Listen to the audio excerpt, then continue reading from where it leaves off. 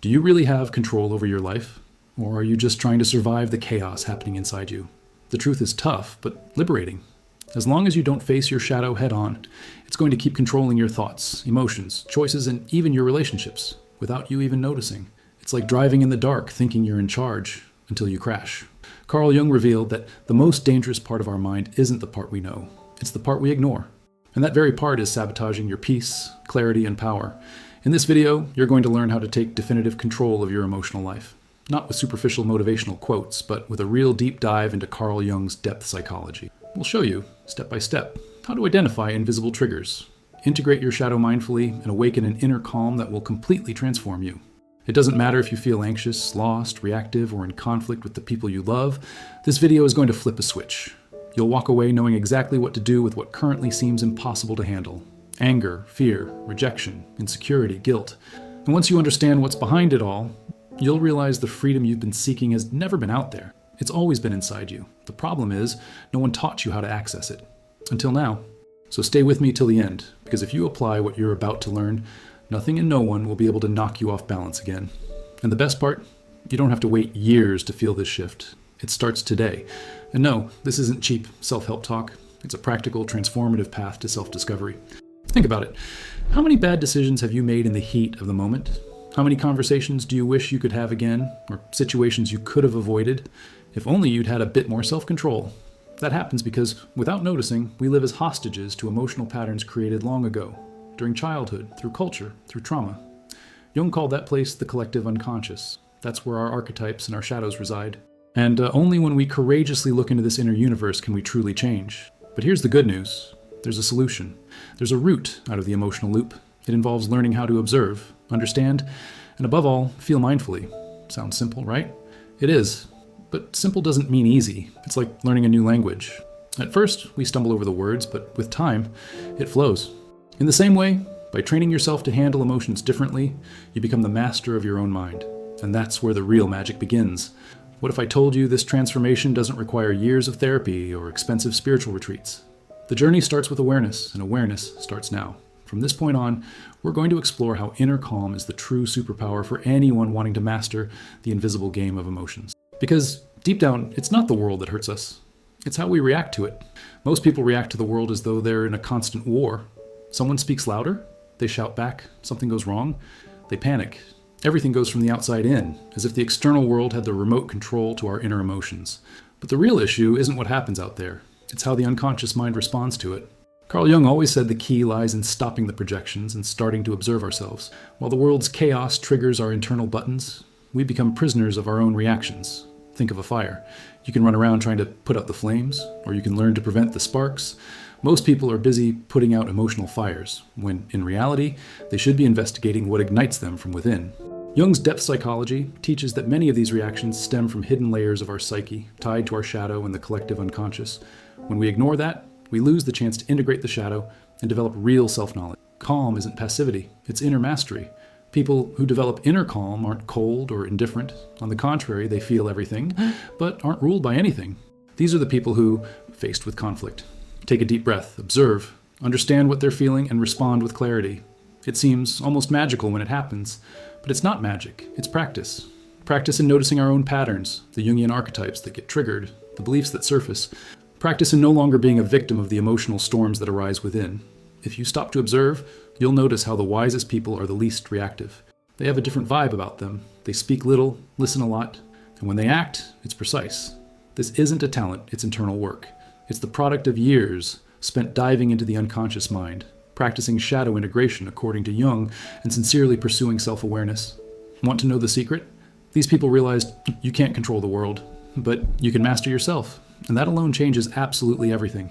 The best part is that this calm doesn't have to be a special gift reserved for monks or gurus. It's available to anyone willing to look inward with courage. And believe me, looking within isn't an easy path, but it's the only one that truly sets you free. Once you realize your triggers are actually clues, not threats, the whole game starts to change. And that's where a life-changing question appears. What if the discomfort you feel isn't the problem, but a mirror of something that needs to be acknowledged? Sometimes someone or something sets you off, and the anger or sadness feels way bigger than the situation warrants. That's not an overreaction. It's a sign that in that discomfort lies a part of you that hasn't been cared for. Carl Jung said that everything in others that irritates us can lead us to an understanding of ourselves. It's not easy to hear, I know, but if you have the courage to look at it honestly, you'll find the start of your true emotional freedom. Triggers aren't enemies, they're invitations. Every time something triggers you, you have two choices. Blame the outside world or turn inward and ask yourself sincerely, what exactly is this stirring up in me? Sometimes it's an old memory, a buried hurt, a part of your shadow that just wants to be seen. Your unconscious mind holds everything you've tried to forget, but nothing is ever lost. It's only hidden, and until it's recognized, it'll keep showing up, at the worst time in the worst way. So what's the way forward? Neither blaming yourself nor running away. It's observing with curiosity. It's speaking to the emotion as if it were a frightened child. Ask it, what do you want to show me? That simple gesture changes everything because it shifts the weight of judgment to the lightness of acceptance. Integrating the shadow, according to Jung, isn't an intellectual process. It's emotional. It requires being willing to feel, to listen to what the body and the soul are trying to say. And when you do that, a new level of self-knowledge emerges. Let me give you a practical example. Let's say you get really annoyed when someone ignores you. Instead of blaming them, you can ask yourself, what does this remind me of? When else in my life did I feel this way? Maybe it takes you back to childhood when you felt invisible. By recognizing that, you begin to separate the present from the past. The emotion no longer overpowers you, and you gradually become the adult who tends the wounds of the child still living inside you. What's most beautiful about all this? The more you observe, the more you heal. And the more you heal, the less other people affect you, because you learn to see yourself. And once you see yourself truly, you no longer need others to validate you, recognize you, or understand you. You already understand yourself. That's when something inside you awakens and begins reprogramming the old patterns. Have you ever felt stuck in a cycle? Situations change, people change, but you end up feeling the same things. Fear, frustration, insecurity. That's not bad luck or fate. They're repeated emotional patterns, so deeply ingrained in your unconscious mind that you don't even realize when they take the wheel. Carl Jung called them internal forces operating in the dark until the light of consciousness reveals them. And that's where the path to freedom begins. Understanding that emotion is also programming, and everything that's programmed can be reprogrammed. The truth is, your mind works like fertile soil. Plant anger, reap reactivity. Plant fear, reap obstacles. But if you start sowing presence, acceptance, and conscious choice, then over time you'll reap balance. And here's something powerful. The brain is plastic. It changes. Neuroscience has already proven it. Each time you repeat a new pattern, it gets stronger and you can teach your mind to react differently. How? Start small.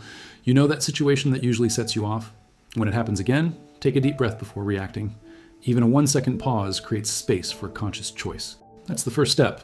After that, you can use daily practices to reprogram these patterns. Journaling to observe emotions, conscious affirmations, guided meditations focused on acceptance. You can even repeat phrases that anchor you in the present moment, like, I'm not this emotion. I'm feeling it now, but I can choose how I respond. It might sound too simple, but it works. Because each time you choose to respond differently, even if just by a little, you're literally building a new neural pathway. It's like clearing a trail through dense undergrowth. At first, it's tough, but over time, it becomes a real road. And what once seemed automatic starts to lose its hold. Carl Jung said that real change comes from awareness, and awareness is built daily through small acts of presence and self-love. The secret is this: you don't have to wait for the emotion to pass before you change. You change while it's happening, and the more you practice, the more natural it becomes. Until one day, you realize that the same situation that used to crush you doesn't faze you anymore. And that moment is magical, because you haven't just changed a response, you've changed who you are in life. And from there, a new invitation emerges. What if true control doesn't come from controlling everything, but from letting go? One of the greatest illusions we cling to is that if we can control everything around us, we'll finally feel safe. But the more you try to control, the more anxious and frustrated you become.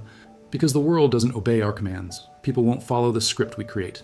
And deep down, this obsession with control hides a deep fear of facing our own inner world. Carl Jung said that what you try to control on the outside is a reflection of what you still haven't resolved inside. And here lies a powerful key. You don't need to control it all. You need to shift your perception. When you let go of the need to have all the answers, something within you calms down. Because the truth is, the external world will never perfectly line up with your expectations. There will always be surprises, contradictions, uncertainties. But you can choose how you'll respond to each of these things. Letting go of control isn't giving up. It's trusting. Trusting your capacity to adapt, your presence, and your power to respond with awareness. That's emotional freedom. And that's what Jung's depth psychology invites us to create.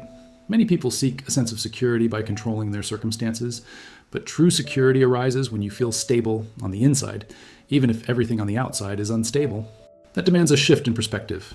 You stop trying to fix the world and begin to adjust the way you see it. Instead of fighting what is, you learn to flow with what exists. That's when life stops feeling like a battlefield and becomes a field of creation. Where there was once struggle, now there's surrender. Where there was once rigidity, now there's lightness. A simple example: when something goes wrong in your day, instead of fighting reality, you take a deep breath and ask, what might this situation be trying to teach me? That single question changes everything. It pulls you out of victim mode and puts you in creator mode. And it's there that you start cultivating a new way of living, freer, more conscious, more authentic. Integrating the shadow, according to Jung, also means this: stopping the resistance and starting to dance with life, even when it's not playing the music you'd like. Because in the end, when you let go of control, you don't lose power, you access true power, the one that comes from within, that doesn't depend on others, the world, or circumstances. And once you find this place inside yourself, something changes irreversibly. You realize that your peace isn't in external conditions, but in how you position yourself in relation to them. And at that point, you remember you were never the storm. You've always been the sky. You know those days when everything feels like a whirlwind? Your thoughts speed up, your emotions tangle, and your chest feels like the world is pressing down on it. Yeah, everyone goes through that. But what most people don't realize is that you are not that storm.